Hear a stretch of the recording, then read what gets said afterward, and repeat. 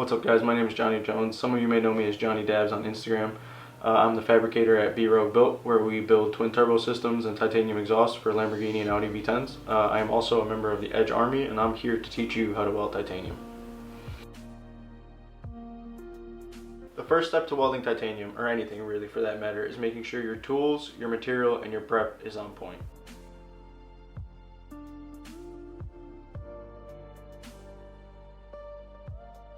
So first I'm using a protractor to ensure that the blade on my saw is square.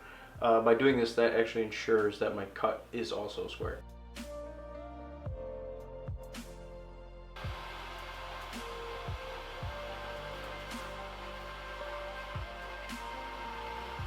Before making a cut on the actual piece that we're going to use, I'm actually going to cut a small sliver off to ensure that the saw is cutting accurately.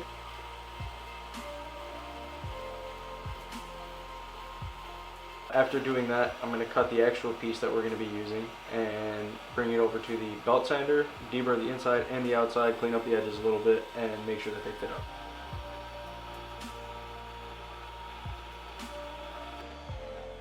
Yeah. Oh, forgot something. Also, after prepping your material, be sure to clean it. It is extremely vital. Imagine if you didn't shower. Same difference.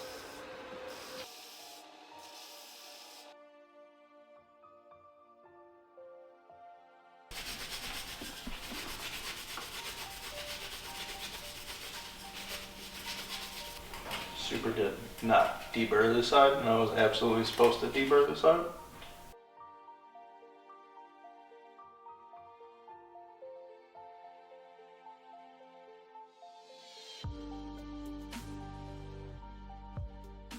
In this instance, I decided to add an extra step by scotch brightening it because this was raw titanium and I wanted to give it a little bit more shine. It didn't do too much, but it did enough.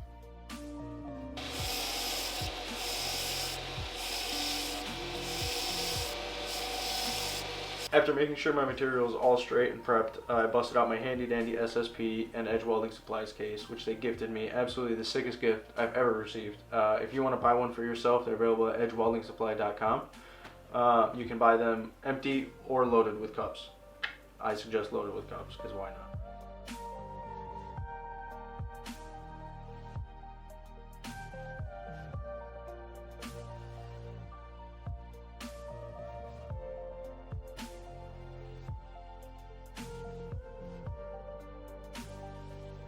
So my cups of choice when welding titanium are the GL12 and the GL18. I utilize the GL12 to tack. I typically run it at about 35 to 40 CFH with a post flow of about 7 seconds or until the puddle is no longer orange and it's a nice silver. I utilize the GL18 when running my actual bead, and I run it at about 45 to 50 CFH with a post flow of anywhere between 12.5 to 14 seconds depending on tube diameter. In this instance it's about 13.5 seconds and it's 3-inch tube.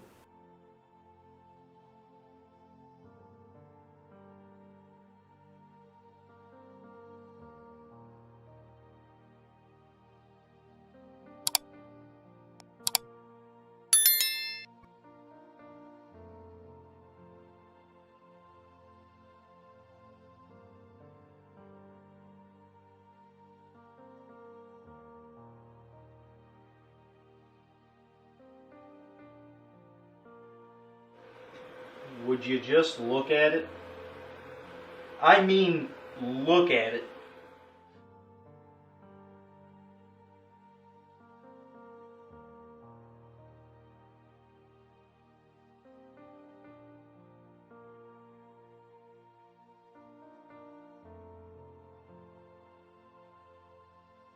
Now, not only do you need proper coverage on the outside of your weld, you also need it on the inside. Much like stainless, to ensure a solid weld, back purging is required.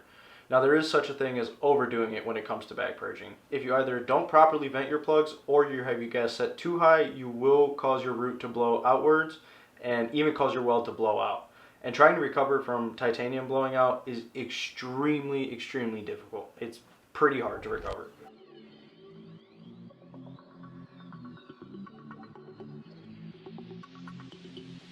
Usually I set my back purge between 10 and 15 CFH for small, medium pieces, and the most I'll run is 20 to 25 CFH if it's for like a full exhaust.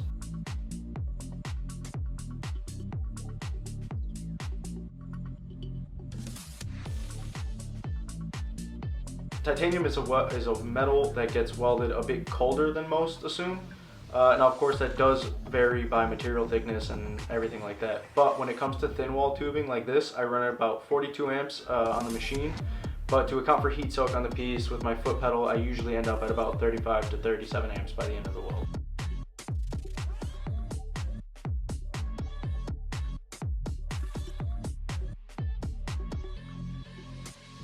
Now I'm going to tack up this tube. Always purge your tacks, as it ensures you'll be able to get full pen when you weld over them later. Most times with proper fitment, you'll be able to just fuse the material to tack it without adding filler rod. But titanium is very unforgiving, so if you have a gap and you're unable to fuse it just with heat, avoid trying to run the gap, as it'll warp the material and pull the piece out of square.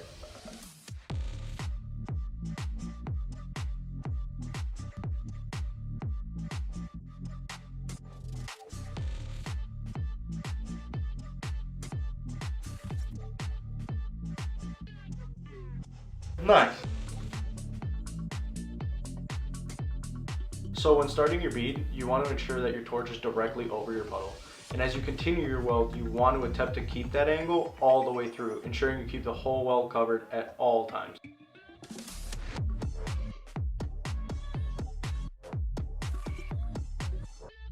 When it comes to terminating your bead, you always want to slowly let off the pedal and slowly return your torch to the middle of the bead. And then you just let that post flow do its job and equally cover the weld.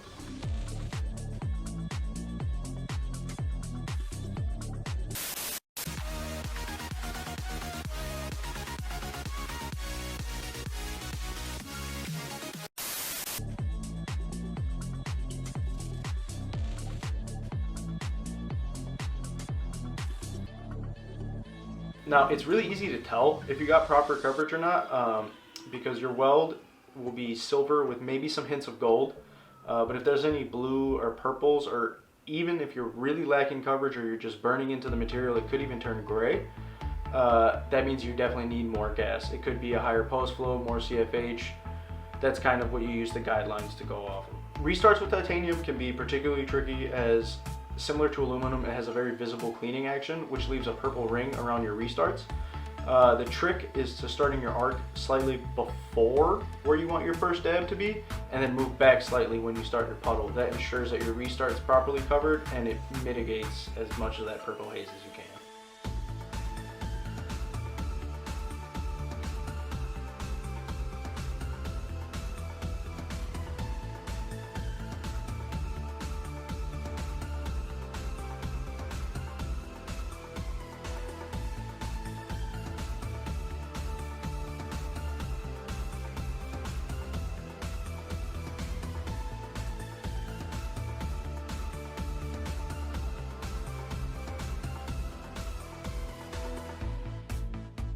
Now, similar to other materials, you control your puddle with both your foot pedal and your filler input. If your weld appears wormy or lumpy, you require more heat or less filler rod. It is crucial to be precise with your dabs, as titanium is a very sticky material, so you always want to aim for the center of your puddle.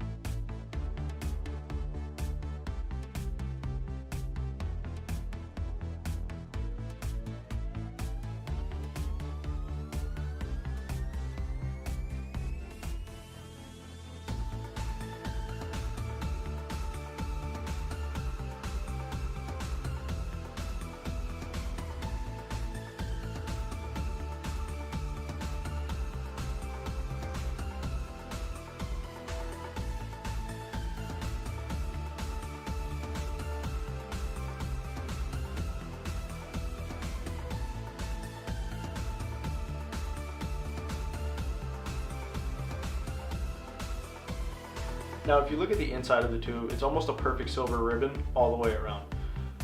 That's ideal penetration and also a good indication of a good solid back purge.